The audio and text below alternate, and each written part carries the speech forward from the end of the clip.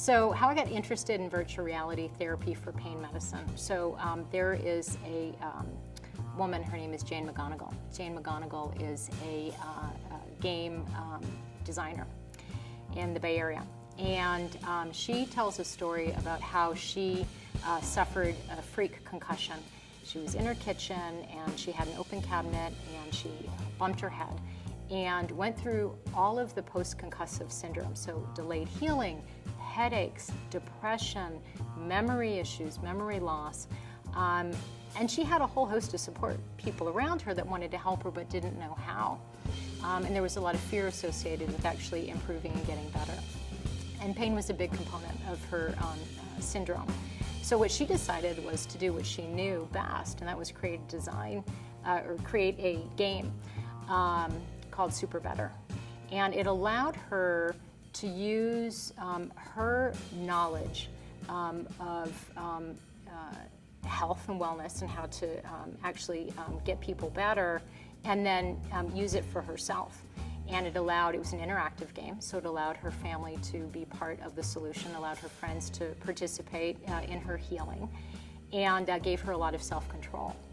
And so I just assumed that that was going to be something that we could carry over into pain management globally, and started to research it and found the University of Washington and Snow World, and realized that there's actually a lot of literature out there, more in the last 2 to 3 years, that looks at not only acute pain but some of the chronic pain scenarios that can be helped by this technology.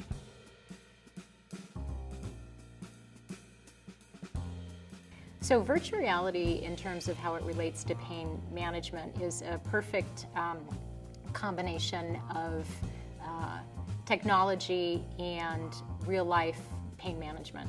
So virtual reality really focuses on the distraction principle.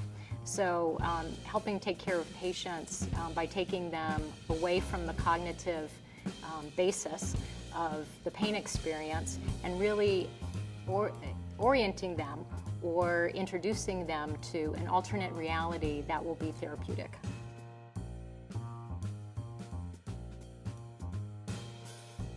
So the way that you can use virtual reality therapy in combination with cognitive behavioral therapies or other distraction therapies is a natural combination of the two. It would be really challenging to try and use virtual reality in and of itself as a concept without having the behavioral management therapy component to it. So virtual reality therapy really by definition incorporates cognitive behavioral therapies and distraction theory in the way it's utilized.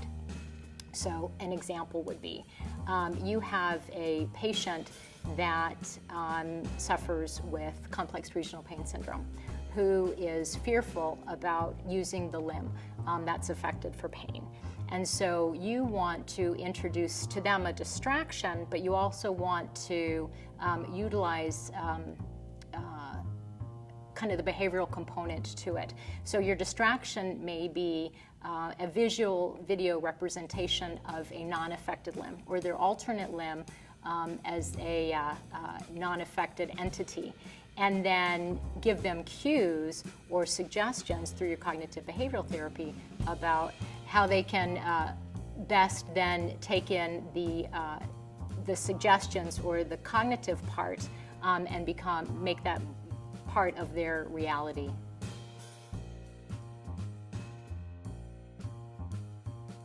Virtual reality therapy in pain medicine specific is very new in its inception. And really the examples that we see right now, I think, need to be done in a controlled environment by a practitioner that utilizes this technology. And there are different forms of the technology. If you wanted to introduce this into the mainline practitioner right now, it would be a subset of really what we're hoping to see in the future, or what we see in pain research labs now, like at the University of Washington with Snow World, which is a program that's specifically helping with burn patients and painful dressing changes. So I don't want to defer your question, but I think that Right now, the virtual reality therapy is just too new in its inception in terms of the immersible therapy. So we're looking at the auditory component, the visual component, and then the interactive tactile component to really have it being used by the mainstream practitioner. That being said, I think you can use virtual reality therapies or theory in order to help your patient. Again, looking at music or exposing them to gentle pictures, or you have to make it personal for the patient. So identify with the patient what is going to be appropriate for them in terms of being relaxing. And then get your mental health providers, your behavioral management folks, to then help give the behavioral management or the cognitive behavioral therapies while you're introducing them to the quiet music, to the other distraction techniques that are available to you.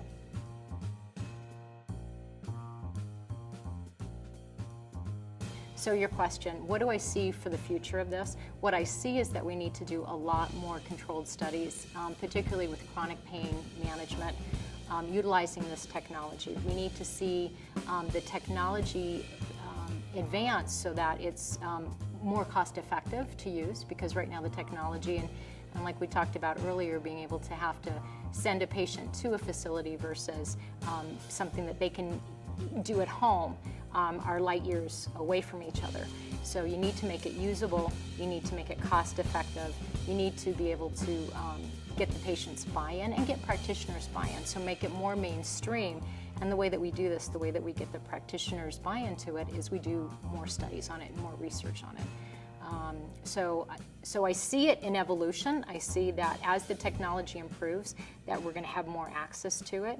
We don't realize it, but we live with virtual reality around us in popular culture already.